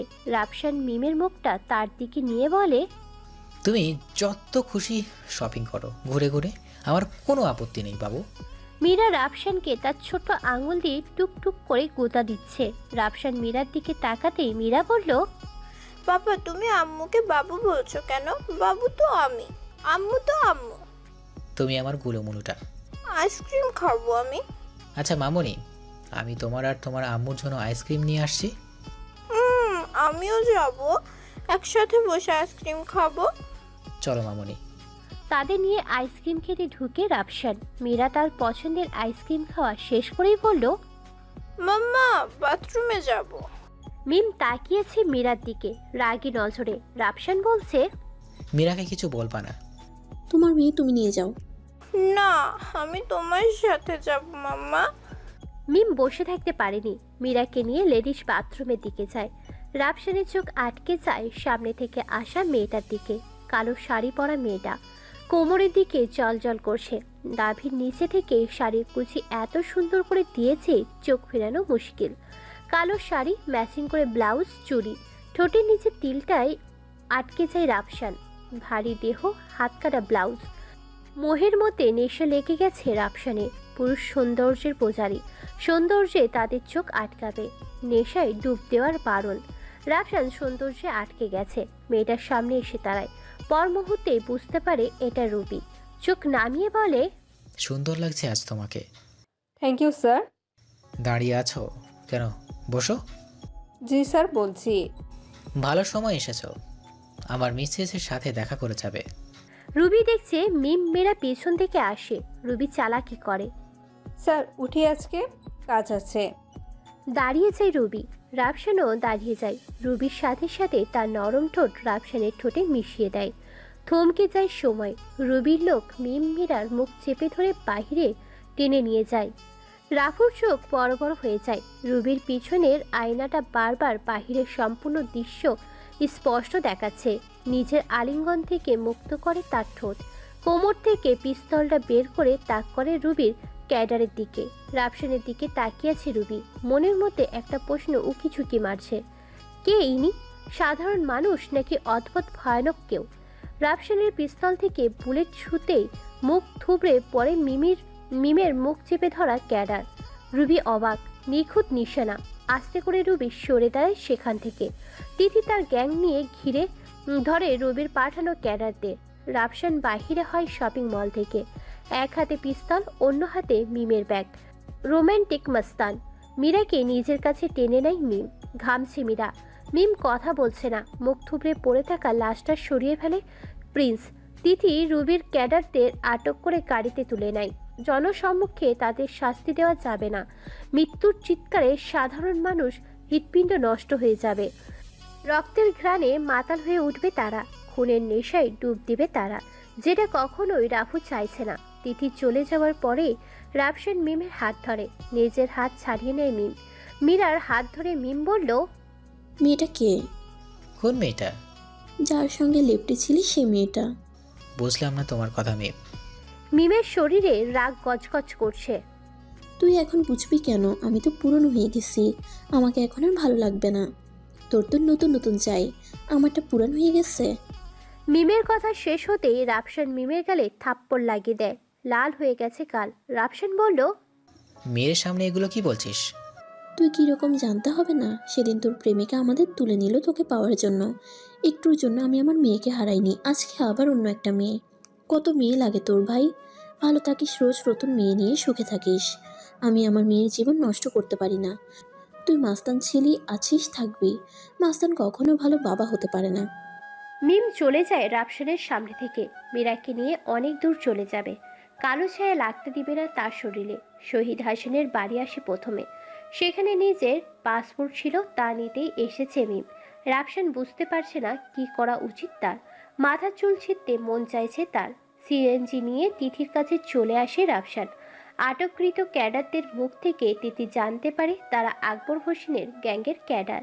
রাফু তিথির কাছে আসতেই ইনফরমেশন দেয় তাদের। আটককৃত 4 জন ক্যাডারকেই 4 টুকরো করে কেটে ফেলে রাফু। রাগ কন্ট্রোল হচ্ছে না তার। নিজের গ্যাংয়ের ক্যাডারদের তৈরি হতে বলে রাফু।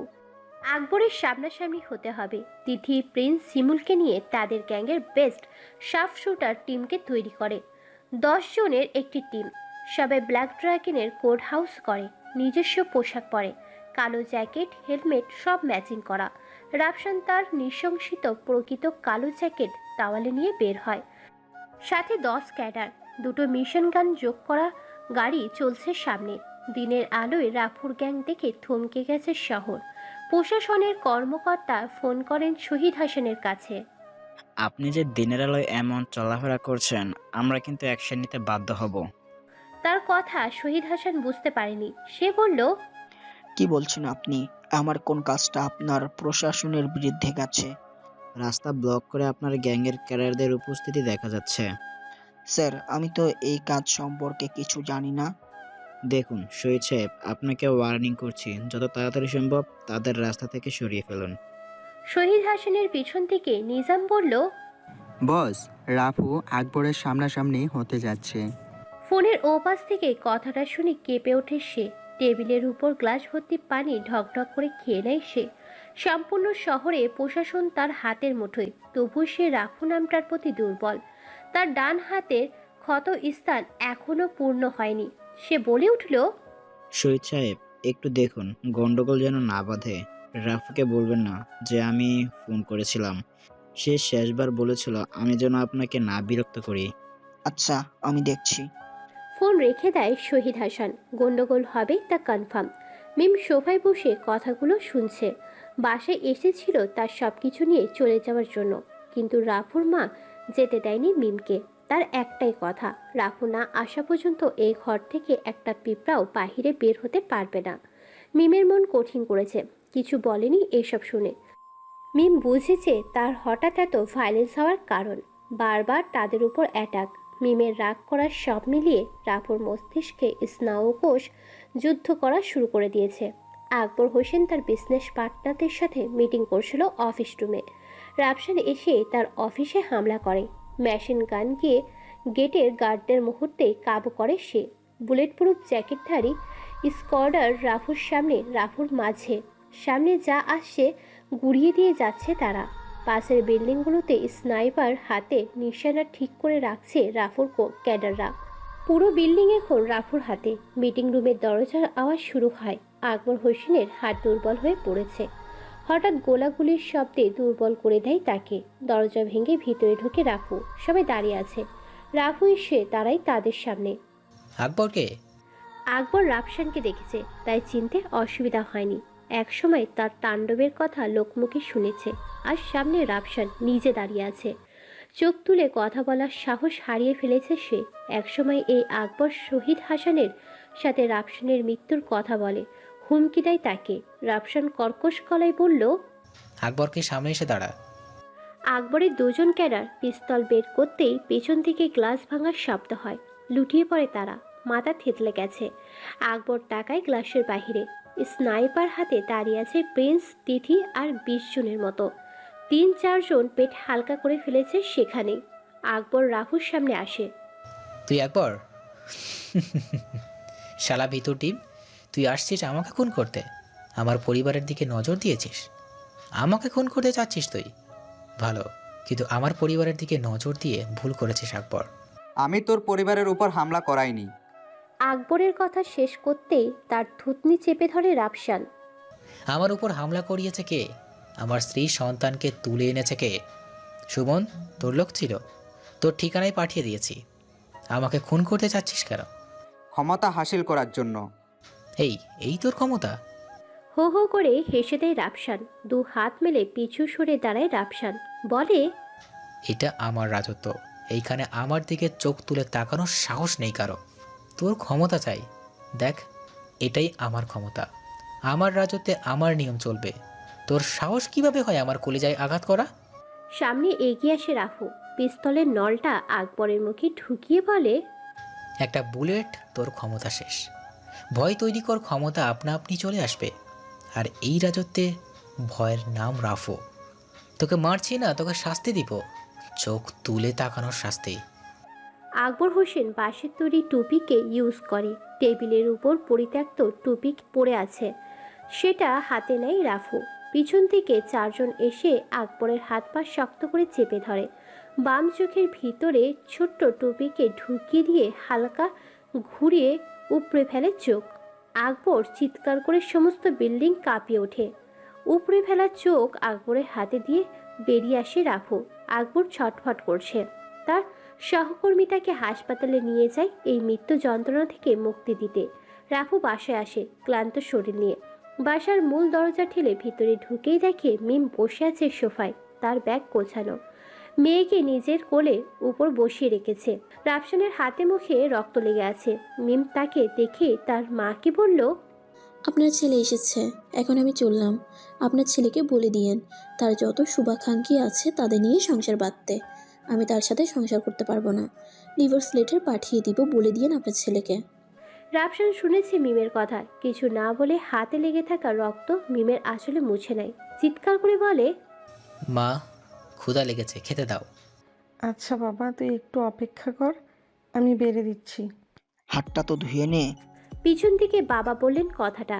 রাফসান বাবার দিকে ফিরে বলল, মানুষের রক্ত সমস্যা হবে না। মিমের দিকে কারোর নজর নেই।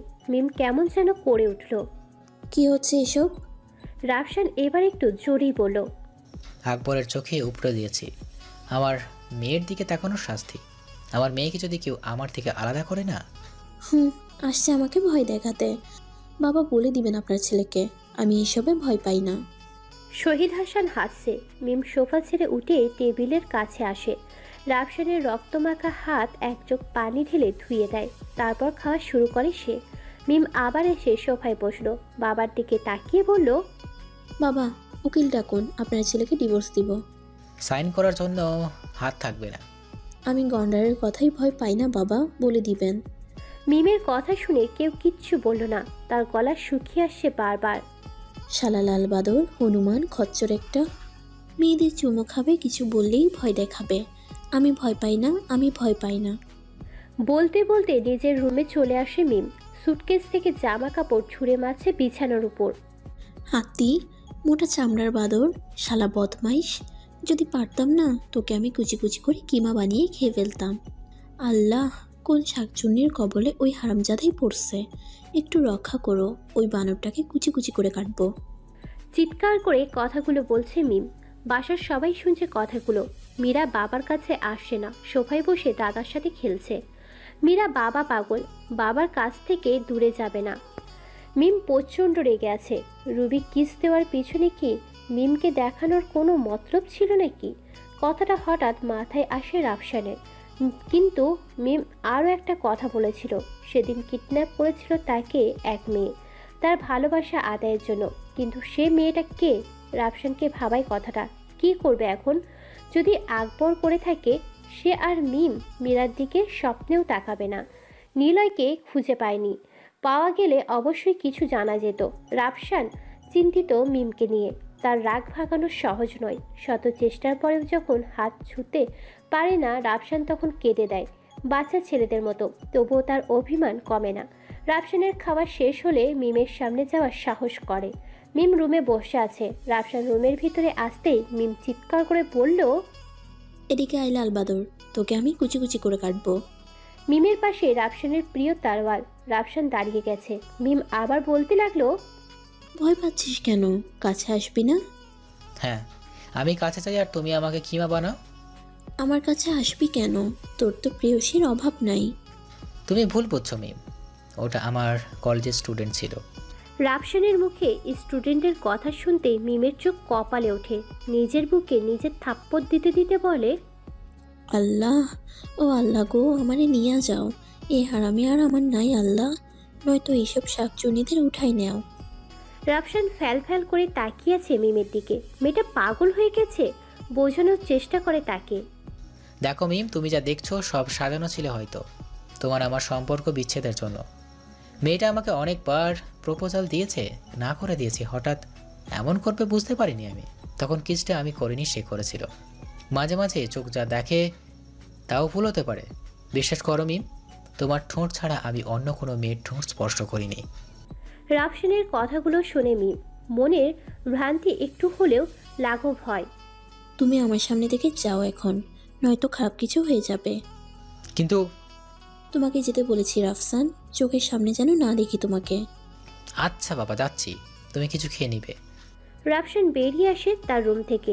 মিম যেহেতু রাফসানকে তুমি করে বলেছে, তাহলে হয়তো তার ভুল একটু হলেও ভাঙছে। এখন অভিমান ভাঙানোর যুদ্ধে নামতে হবে তার। হাসপাতালে জীবন মৃত্যুর মাঝে আটকে আছে আকবর। বেডের পাশে দাঁড়িয়ে আছে রুবি। নিলয় আকবরের সাথে কথা বলেছে। আকবর নিলয়ের হাত ধরে ফিসফিস করে বলে, তো যত ক্যাডার দরকার হয় আমি দিব, যত সাহায্য দরকার দিব তোকে আমি। জাস্ট রাফুর মৃত্যু চাই, রাফুর পরিবারের। নিলয় কিচ্ছু বলল না। তার মনের মধ্যে আতঙ্ক। মাস্টারের স্ত্রীকে মারতে হবে। রুবির চোখে অশ্রু। বাবা মৃত্যুর পথে। মেয়ের হাত ধরে বলে, মা, তোর ভালোবাসা তোকে দিয়ে যেতে পারবো না হয়তো। তুই যে মাস্টারকে ভালোবাসিস তাকে আদায় করে নিবি, কথা দে কখনো পরাজিত হয়ে ফিরবি না। রুবি নিশ্চুপ। বাবার এমন অবস্থায় কিছু বলা অসাধ্য হয়ে গেছে। রাফুর মৃত্যু চাইছে আকবর। অজান্তেই রুবি ভালোবাসে রাফুকে। নিলয়ের প্রতিজ্ঞা করেছে মাস্টারের সমস্ত পরিবার ধ্বংস। নিয়তি তাদের তিনজনকে এক কেন্দ্রবিন্দুতে বেঁধে ফেলেছে। তাদের ক্রোধ এতটাই ভয়ঙ্কর হয়ে উঠেছে যে কোনো শহর ধ্বংস হয়ে যাবে নিঃশ্বাসে। রাত তখন গভীর। আনমনে তাকিয়ে আছে মিম। বাহিরের বাগানে শেষের পুকুর পাড়ে ছোট্ট বেঞ্চ। সম্পূর্ণ জ্যোৎস্নায় ভরা রাতের বড় চাঁদটা মাথার উপরে উঁকি ঝুঁকি মারছে সাদা মেঘের আড়ালে।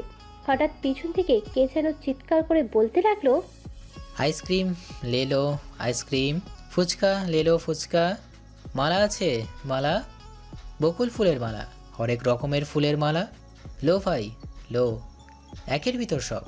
মিম পিছন ফিরে তাকায়। একটা গাড়িতে আইসক্রিম, ফুচকা আর বাহারি রঙের ফুলের মালা।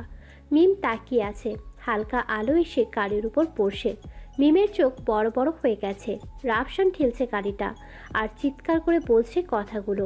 বইয়ের রাগ ভাঙাতে গ্যাংস্টার থেকে হকার হয়ে এসেছে ছেলেটা। রাফু ফুচকার গাড়ি ঠেলছে। স্ত্রী অভিমান করে আছে। তার পছন্দ আইসক্রিম, ফুচকা আর ফুলের মালা। এই তিনটে জিনিসে সে সীমাবদ্ধ। রাফু গাড়িতে মিমের পছন্দের সব কিছু নিয়ে এসেছে। মিম তাকিয়ে আছে তার দিকে। রাফু চিৎকার করে বলছে, আইসক্রিম লেলো আইসক্রিম, ফুচকা লেলো। এই যে ম্যাডাম, আইসক্রিম খাবেন? সুস্বাদু আইসক্রিম। মিম মুখ ঘুরিয়ে নেয় অন্যদিকে। কথা বলবে না তার সাথে। ভরা জ্যোৎস্নার বড় চাঁদ থেকে আজকেই আকাশ জুড়ে আসতে হলো। মিমের অভিমান যেন এই এখন চাঁদটার উপরে।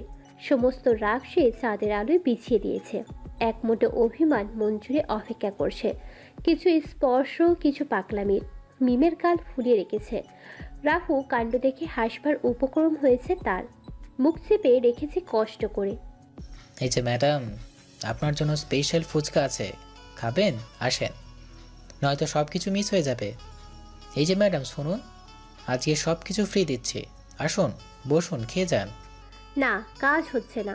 মিম মুখ ঘুরিয়ে রেখেছে। রাফুর চেষ্টা প্রায় নষ্ট হয়ে যাচ্ছে। এক হাতে আইসক্রিম, অন্য হাতে ফুচকার বাটি নিয়ে আসছে মিমের পাশে। মিম চেয়েও দেখছে না কে আসছে পাশে। রাফুর চোখ ছলছল করছে। কথা বলবো না। এই মিম শোনো, একটু কথা বলো। আমার সোনা বউটা, একটু শুধু একটু কথা বলো। আমার নিঃশ্বাস বন্ধ হয়ে আসছে মিম। মনে হচ্ছে কেউ ভিতর থেকে চেপে ধরেছে। এই যে শোনো না। আপনি কে? আমি আপনাকে চিনি না, বিরক্ত করবেন না। মিম। আমার কাছে আসলেন কেন? আপনার কলেজের সুন্দরী মেয়েদের কাছে যান, তারা তো সুন্দর করে আদর করতে পারে, তাদের কাছে যান। আমার এখানে কি? আমার কথা শুনবে তো? না, আপনার কথা কেন শুনবো? আপনার শত শত শুভাকাঙ্ক্ষী আছে, তাদের শোনান। ভালোবাসি। পুরনো হয়ে গেছি, নতুন কাউকে খুঁজুন। ভালোবাসি। যুবতী মেয়েদের ঠোঁটের স্পর্শ নিন।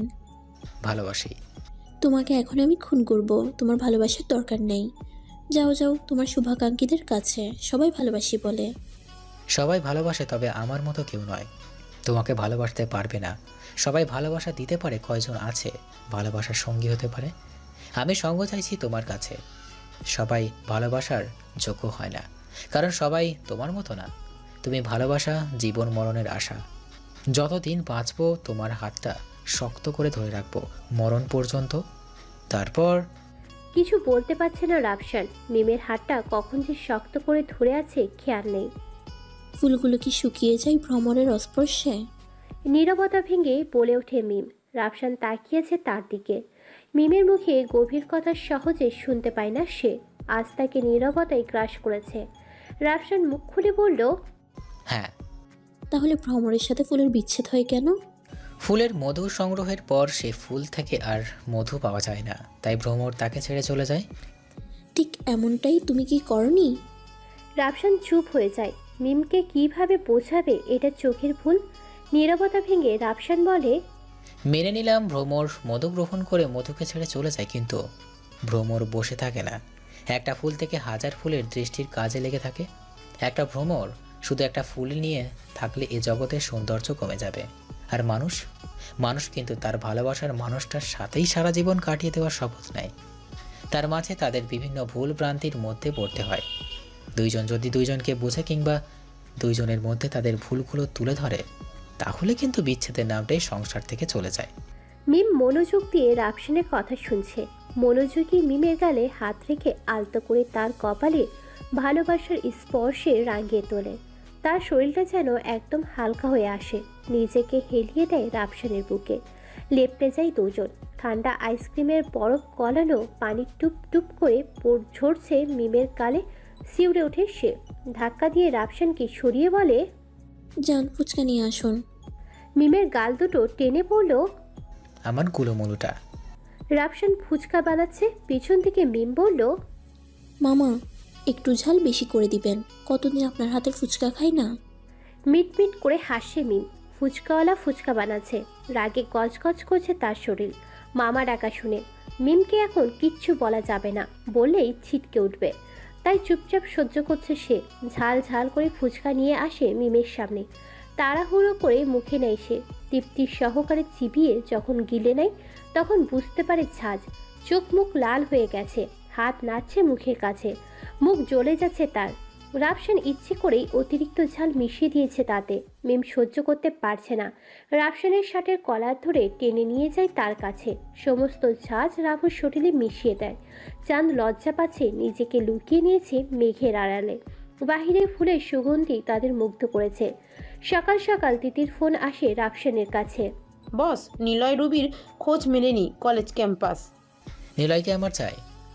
বস, নিলয়ের আন্ডারগ্রাউন্ডে। রবি? তাকে পাইনি বস, খুঁজছি আমরা। আচ্ছা, আমাকে আপডেট করতে থাকবে। ওকে বস। তিতি ফোন রেখে ইমেল চেক করেছিল সে। কলেজ থেকে নোটিশ আসছে রাফসানকে কলেজের চাকরি থেকে বরখাস্ত করা হয়েছে। সে মিটমিট করে হাসি দিচ্ছে। হাসির মানেটা অন্য কিছু। রুবি নিজের বাবার সকল ব্যবসা দেখছে। অন্ধকার জগতে পদার্পণ করেছে রুবি। নিজের সব কিছু দিয়ে নিজেকে তৈরি করেছে এই জগতে টিকিয়ে থাকার জন্য। আকবর হোসেনের এক চোখ চিরতরে নষ্ট হয়ে গেছে। ডাক্তারের সকল চেষ্টা বৃথা হয়েছে। তার চোখ ফিরিয়ে দিতে পারেনি। রুবি এতদিন প্রতিজ্ঞা করেছে তার বাবার প্রতিশোধ নিজের হাতে নেবে। আন্তর্জাতিক যত হাই পাওয়ারের আর্মস আছে সবগুলো চালানোর প্রশিক্ষণ, দেহরক্ষার প্রশিক্ষণ, সবকিছু নিজের আয়ত্ত নিয়েছে গত 2 মাসে। রাফসান নিজের পরিবার নিয়ে নিজের ব্যবসার সময় দিয়েছে। তাদের নিয়ে বের হয়নি কখনো, বিপদের ভয়ে। প্রতিপক্ষ শত্রু নির্লজ্জ কর্মকাণ্ড রাফসানকে অবাক করে। রাফসানের সতর্কবার্তার পরেও তার পরিবারের উপর হামলা দেখে একটু ঘাবড়ে যায় রাফসান। তাই গত 2 মাস বাসার বাহিরে আসেনি তারা। পরিস্থিতি স্বাভাবিক মনে হচ্ছে মিমের কাছে। বিকেল হয়ে আসছে, মিম শাড়ি পরে বের হয়ে আসে রাফসানের কাছে। রাফসানের বিছানায় শুয়ে মুভি দেখছিল। মিম এসে বসে তার পাশে। সোনা বাবুটা শোনো। মিমের আহ্লাদি কথা শুনে সে বুঝতে পারে কোনো একটা বাহানা করবে সে। ভারী মুখ করে বলল, কি বলবে বলো। একটু নরম হয়ে কথা বলো না। জি মহারানী, বলুন, আমি শুনছি। চলো না, বাহির থেকে ঘুরে আসি তুমি আর আমি সাইকেলে চড়ে। আমি তোমার সামনে বসবো, তুমি পিছনে বসে সাইকেল চালাবে। ব্রেক দেওয়ার বাহানা করে আমার কোমর ছুঁয়ে যাবে, মুখ ডুবাবে আমার খোলা চুলে। তোমার মাথা গেছে মিম। জি না, আমি ঠিক আছি, চলো বাহির হব। যাও, আমি পারবো না। কি বললা, পারবে না তুমি? না, পারবো না। মনে থাকবে তো? মনে থাকবে। ভেবে বলছো তো? এবার রাফসানের মনে ভয় ঢুকেছে। গত বছর ঘুরতে না নিয়ে যাওয়ার কারণে 2 মাস কাছে আসতে দেয়নি তাকে। হঠাৎ মনে পড়ে গেল সে কথা। গলা শুকিয়ে গেছে। হালকা করে টেবিলের উপর রাখা পানি পান করে বলল, আমার সোনা বাবুটা, জাস্ট 2 মিনিট অপেক্ষা করো, আমি আসছি। যাও, পাঞ্জাবি পরবে, সাদা পাঞ্জাবি। নিস্তব্ধ রাস্তায় তারা দুজন। নিস্তব্ধ বাতাসে উড়ছে চুল। শ্যাম্পু করা চুলের ঘ্রাণ ছড়িয়ে গেছে কৃষ্ণচূড়া ফুলের সাথে মিশে। পিছনে তাদের ফলো করছে তিথি, প্রিন্স, আরও 2 জন। সামনে দাঁড়িয়ে গেছে তারা। পার্কের সৌন্দর্য তাদের মুগ্ধ করেছে। এক কোণে এসে বসে তারা। মিমের কোলে মাথা রেখে ঘাসের উপর শুয়ে গেছে সে। রাফসানের মাথায় ছোট্ট ছোট্ট চুলে হাত বুলিয়ে দিচ্ছে মিম। হঠাৎ করে রাফসান মিমের বুকে ধাক্কা দেয়। পিছনের দিকে হেলে পড়তে ছুরির আঘাত এসে রাফসানের বুকের উপর টান কাঁধে পড়ে। আঘাতটা অর্ধেকটা ঢুকে গেছে। পিছনে দাঁড়িয়ে আছে নিলয়। মিমের চুল ধরে সজোরে তার গালে থাপ্পড় বসিয়ে দেয়। ছিটকে পড়ে মাটিতে। হামাগুড়ি দিয়ে দাঁড়ায় রাফসান। বা হাতে বুকের ছুরিটা বের করে পিছনে তাকিয়ে দেখে 25-30টা এক কোডার দাঁড়িয়ে আছে অস্ত্র হাতে। তিথি, প্রিন্স, তাদের সঙ্গী সবাইকে বেঁধে ফেলে রাখা হয়েছে মাটিতে। চোখ ঝাপসা হয়ে আসছে, তবুও নিজেকে ঠিক রেখে বলল সে, কি চাই তোর নিলয়? টাকা, পাওয়ার, সব দিব। মিমকে যেতে দে। আমি তোদের লাশ চাই, লাশ। এই খেলার শেষটা আমি করি। কোমর থেকে পিস্তলটা বের করে তাক করে মিমের দিকে। রাফসানকে পিছন থেকে আটকে ধরে 4-5 জন। নড়তে পারছে না সে। মিম হালকা কণ্ঠে বলল, ভালোবাসি। রাফসানের চোখে জল টলমল করছে। নিলয়ের হাত কাঁপছে না। শক্ত হাতে মিমের দিকে পিস্তল তাক করে গুনছে সময়। ঠিক সেই সময়ে নিলয়ের হাত থেতলে যায়। কবজি উড়ে যায় বুলেটের আঘাতে। স্নাইপার হাতে এগিয়ে আসে মাসুদ। নিলয়ের বাঁ হাতে পিস্তল তুলে আঘাত করতে চায় মিমকে। সে হাতও উড়ে যায় বুলেটের আঘাতে। শতজনের ক্যাডার ঘিরে ফেলে তাদের। মিশন গান, sniper, AK-47, UMP, M46, AWM নিয়ে মাসুদের কোডার দেখে অবাক চোখে তাকিয়ে আছে। 2 হাতে যন্ত্রণায় বিস্ময়কার গায়েব হয়ে গেছে। জ্ঞান হারাবে কিছুক্ষণের মধ্যে। নিলয়ের চোখ হালকা হালকা টিপ টিপ করছে। রাফসানকে ছেড়ে দেয়, আত্মসমর্পণ করে নিলয়ের ক্যাডার। সেখান থেকে আলাদা হয়ে যায় একজন। নিলয় রক্তমুখে বলতে লাগলো, বিশ্বাসঘাতক। মাসুদ হা হা করে হেসে দেয়। কোড দিয়ে ডাকছিস কেন তাকে? নাম ধরে ডাক। ইবনে দাউদ, ইন্টার কিলার্সের কন্ট্রোলার। গোপন মিশনে তোদের গ্যাং তার আগমন। তুই রাফুর পিছনে নিয়েছিস। ওর পাওয়ার সম্পর্কে জানলে প্যান্টে সুসু করে দিবি নিলয়। নিলয় একবার তাকায় রাফসানের দিকে আর একবার তাকায় মাসুদের দিকে। হান্টার কিলার্স আন্তর্জাতিক গ্যাংয়ের মধ্যে অন্যতম একটি গ্যাং, যার বস মাসুদ। স্নাইপার কাঁধে নেয় সে। রাফসান মিমের দেহ ধরে তুলে দাঁড় করায়। বুক থেকে রক্ত ঝরছে তার। ছুরির আঘাতে ক্ষত বিক্ষত হয়েছে বুক। কিছু হয়নি তো তোমার মিম? লাগেনি কোথাও? মিম মাথায় হাত দেয়। থরথর করে কাঁপছে হাত। মিম বুঝতে চাইছে ওর মাথায় ব্যথা লেগেছে। রক্ত গরম হয়ে উঠেছে রাফসানের। মিমকে রাস্তার দিকে মুখ ঘুরিয়ে রেখে বলে রাফসান, তোমার পিছে যা খুশি হোক, পিছন ফিরে তাকাবে না। যা কিছুই হোক, একদম পিছন ফিরবে না। রাফসানের কথা শেষ হতেই তিথি এসে মিমকে আগলে ধরে। রাফু এসে দাঁড়ায় নিলয়ের সামনে। রক্তাক্ত ছুরিটা মাটিতে পড়েছিল, হাতে নিয়ে নেয়। মাসুদের দিকে তাকাতেই মাসুদ আরও একটা ছুরি এগিয়ে দেয় তার দিকে। নিলয়ের চোখ বন্ধ হয়ে আসে, চোখ বুঝলে তা আর খুলবে না। রাফসান তার চোখ খোলা রাখতে চায়, ঠোঁটের উপর ছুরির আঘাতে ঝুলে যায় ঠোঁট।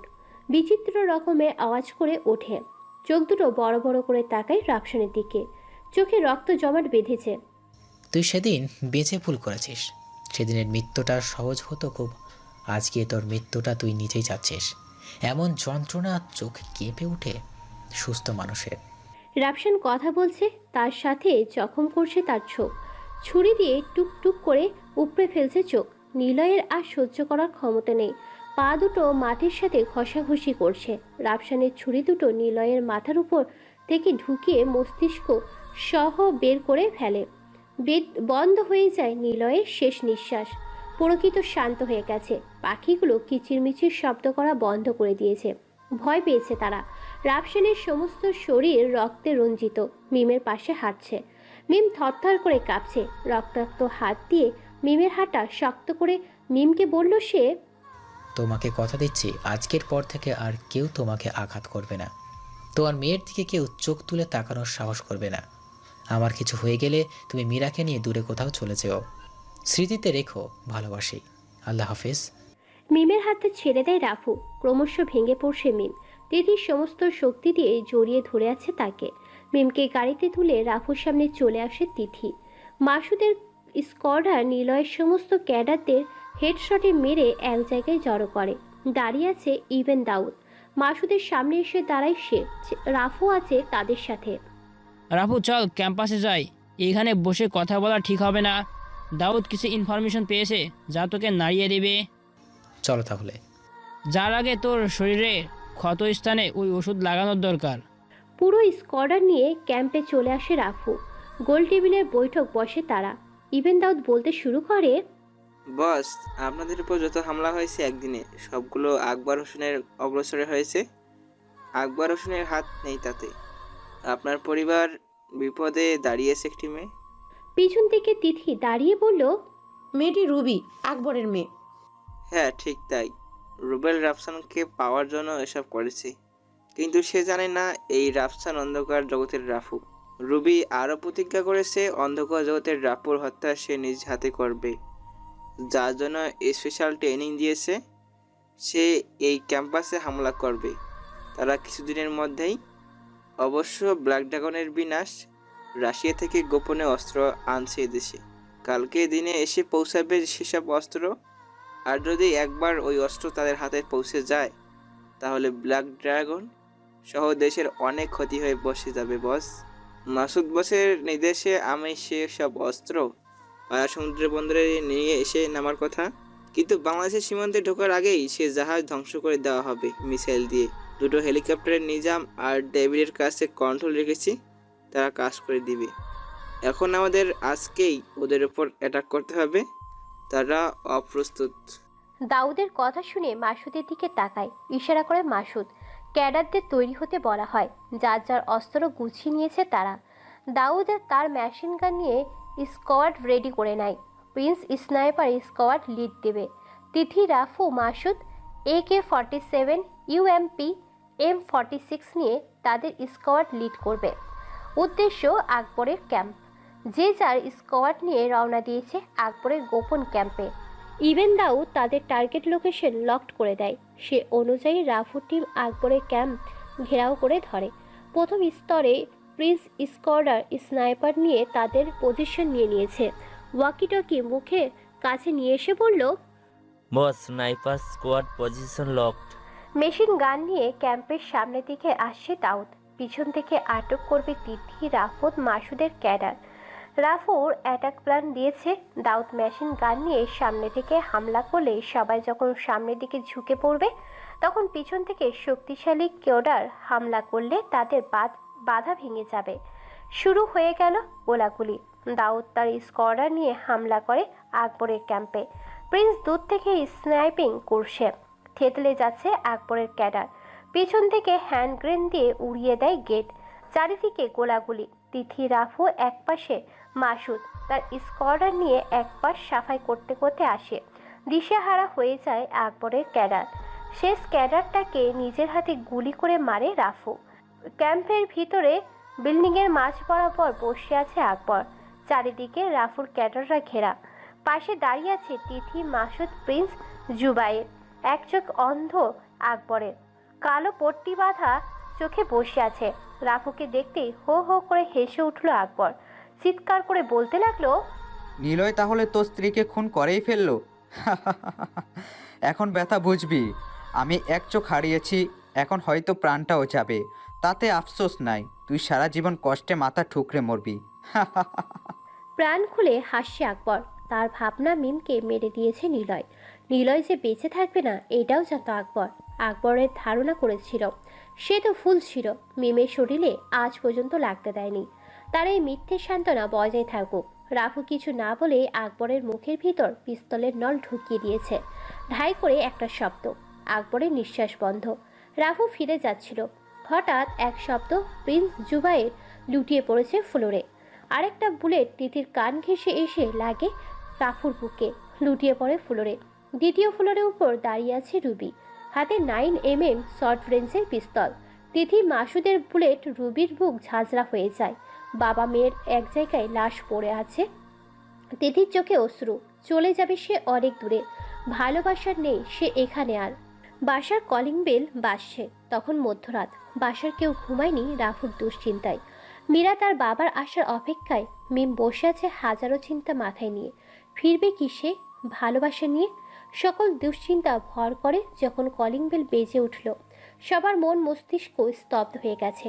রাফুর ফোন বন্ধ, তিথিও ফোন রিসিভ করছে না। দরজা খুলে যেন মিমে 100 বছর পার হয়ে যাবে। কষ্ট হচ্ছে খুব, বুকের ভিতরটা খা খা করছে ক্রমশ। কিছু শূন্যতা এসে ভিড় জমিয়েছে এই বুকে। দরজা খুলে দেখে তিথি দাঁড়িয়ে আছে, রক্তাক্ত মাখা দেহে, মাথা নিচু করে ছলছল চোখে দাঁড়িয়ে আছে। চারিদিকে তাকিয়ে কোথাও দেখতে পাচ্ছে না সেই আকাঙ্ক্ষিত লোকটাকে। ভেঙে পড়েছে মিম। তিথির বাহু জোরে ধরে চিৎকার দিয়ে বলল, রাফু কোথায়? তিথির চোখে শুধুই অশ্রু। মাটিতে বসে পড়ে মিম। তিথি সরে দাঁড়ায়, সামনে এসে দাঁড়ায় রাফসান। বুলেট প্রুফ জ্যাকেট তার। রুবির বুলেট এসে জ্যাকেটের সাথে আটকে থাকা। রাফসানকে দেখেই কেঁদে ফেলে মিম। হাঁটু গেড়ে মাথা নিচু করে চিৎকার দিয়ে কান্না করে। মিমকে নিজের সামনে দাঁড় করায় সে। মিম কান্না করছে। নিজের ঠোঁট তার ঠোঁটে মিশিয়ে নিয়েছে। সকল দুঃখ নিজের করে নিয়েছে রাফসান। তিথি চোখ জুড়ে দেখছে তাদের ভালোবাসা। সেই ভালোবাসা তারও হতে পারত যদি ছিনিয়ে নিতে পারত। সকালবেলা তিথি ঘুম থেকে উঠে নিজেকে গুছিয়ে নেয়। রাফসান ফ্রেশ হয়ে বাহিরে বের হয়েছে কেবল। তিথি এসে রাফু হোটে নিজের ঠোঁট মিশিয়ে দেয়। শেষ বিদায়ে মিম পিছনে দাঁড়িয়ে আছে, চোখে মুখে রাগের প্রতিফলন। রাফুর এই কাণ্ড মিমকে বেশ কষ্ট দেয়। মান অভিমান শুরু হয়ে শেষটা অবশ্যই মধুর হয়। হ্যালো বন্ধুরা, কেমন আছেন? আশা করি সবাই ভালোই আছেন। তো গল্পটি ভালো লাগলে একটি লাইক করে দিবেন আর আপনাদের মতামতটা জানাবেন। আর যারা রানার আইডি চ্যানেলের নতুন তারা রানার আইডি চ্যানেলটিকে সাবস্ক্রাইব করে পাশে থাকবেন। ধন্যবাদ। আসসালামু আলাইকুম।